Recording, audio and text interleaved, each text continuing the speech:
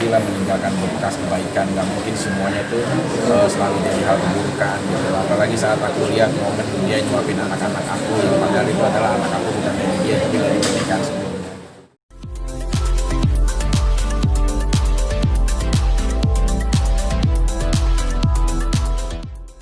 Jangan lupa ya di-subscribe dan nyalakan lonceng notifikasinya.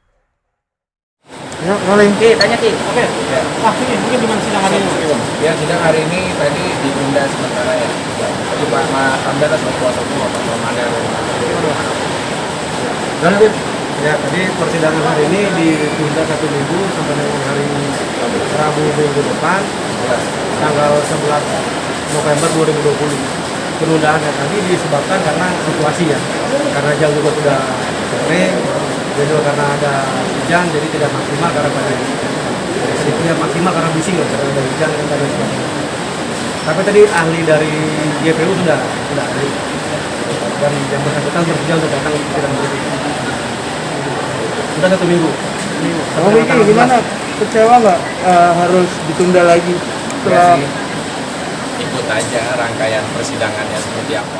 Kan ditunda ataupun tidak itu bukan kewenangan dan kekuasaan kita, tapi karena situasional juga kan saat ini. Yang penting saat dipanggil dan dihadapkan sesuai dengan apa ya, kita menjaga kepercayaan dari majelis yang sudah sangat bijaksana memberikan ya seperti ini, situasi seperti ini. Jadi saat dipanggil sidang sudah merupakan kewajiban yang harus mengorbankan ya, aktivitas yang lain. Nah, tapi gimana sih udah Martin kan berlarut-larut ya, dalam artian sekarang tidak lagi. Lu sendiri gimana sih dalam artian rasanya bagian dari ujian Ya, ya kita belum bisa menyimpulkan sesuatu sampai ada putusan yang inkrah kan, sampai nanti ada putusan. Tapi berjalannya ya proses sejauh ini, terima kasihlah teman-teman kuasa hukum juga sangat teliti dan piawai untuk mengawal perkara ini dengan baik gitu.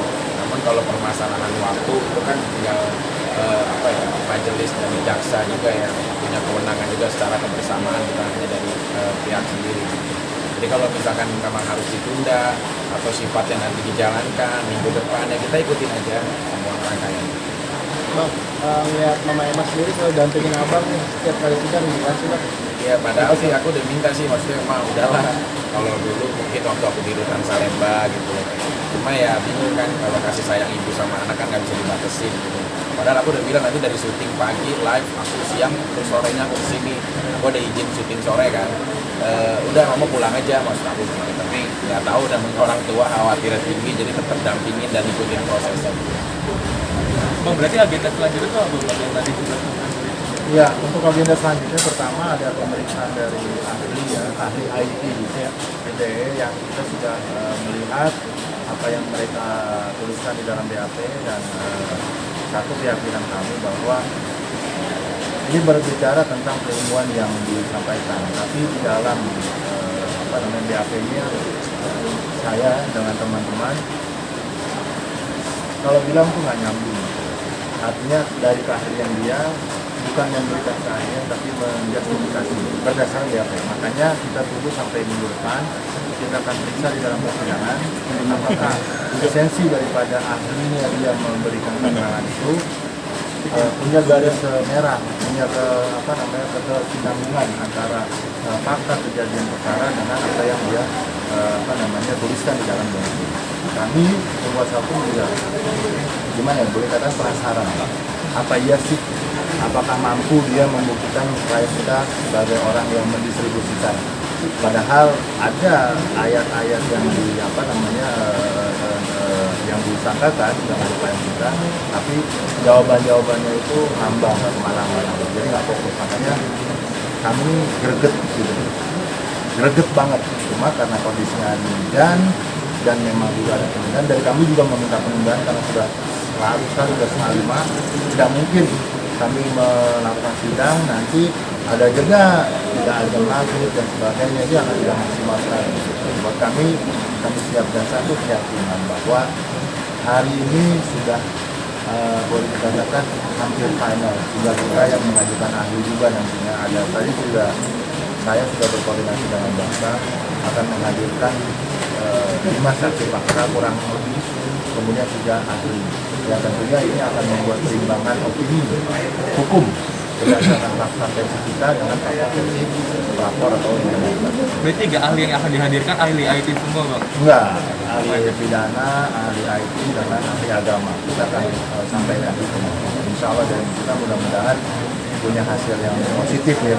Amin. Karena selama ini kami turut bangga ya dengan adanya TV mampu eksis ya di tengah masyarakat tanpa boleh dikatakan hampir seluruh stasiun hari ini ada programnya itu. Ini melihat dan menunjukkan kepada masyarakat bahwa Vicky ini bukan apa seperti yang dibayangkan oleh Angel, memfitnah dan melakukan hal-hal yang boleh dikatakan pidana itu. Kan itu apa yang dituduhkan. Tentunya ini menjadi bara penyemangat kami untuk benar-benar membuktikan dan meyakinkan hakim bahwa seluruh tuduhan jaksa tidaklah sesuai dengan apa yang kejadian pada saat hari H itu. Jadi apresiasi stasiun TV menunjukkan bahwa Vicky masih punya nilai moral yang bagus. Ketika banyak gosip-gosip yang berkeliaran Vicky begitu, akhirnya terbantahkan. Dan mudah-mudahan ini juga menjadi jalan istiqomah bagi seorang Vicky untuk benar-benar pada jalurnya hari ini. Gitu. Bang Vicky, secara nggak langsung kan keterangan dari IT itu kan bikin lu jadi masuk penjara kemarin ya. Lu sendiri merasa sakit hati nggak sih, atau dalam artian emang udah menantikan kehadiran dia di sidang? Enggak sih, kami juga wanita kan, apalagi mantan istri. Kalau pas dia sudah melakukan apapun, ya aku sih lebih senang kayak ngomongin beberapa kebaikan dan kepedulian dia daripada kita harus meladeni perseteruan antara mantan istri dengan suami kan nggak baik. Tapi kalau masalah proses hukumnya kan nggak bisa dihentikan. Memang semua sudah disajikan dalam persidangan. Itu gunanya nanti kuasa hukum aku untuk memperjuangkan hak aku khususnya. Dan aku sih cuma jangan sampai perkara aku ini jadi ajang percontohan. Itu sih yang harus aku tegaskan gitu. Jangan sampai nanti orang beranggapan bahwa di saat istrinya mungkin melakukan sesuatu yang tidak wajar dalam rumah tangga, dan di saat suaminya yang menemukan itu bahkan lagi melakukan upaya marwah dia sebagai seorang suami, tapi malah suaminya yang dihukum gitu sih. Makanya ada yang buat aku kan, ketika hukum di dunia sementara keliru menjaga ilmu, yakin hukum Tuhan itu tidak akan pernah tertukar gitu. Karena dalam hidup itu ya bukan hanya rangkaian hukum positif negara, tapi juga ada hukum norma yang perlu kita patuhi gitu. Ya kalau di sini sih sekali lagi semoga aja perkara aku nggak jadi ajang percontohan buat semua. Ada hal khusus yang ingin dia sampaikan kepada Angela Elga sendiri nggak Mas Vicky?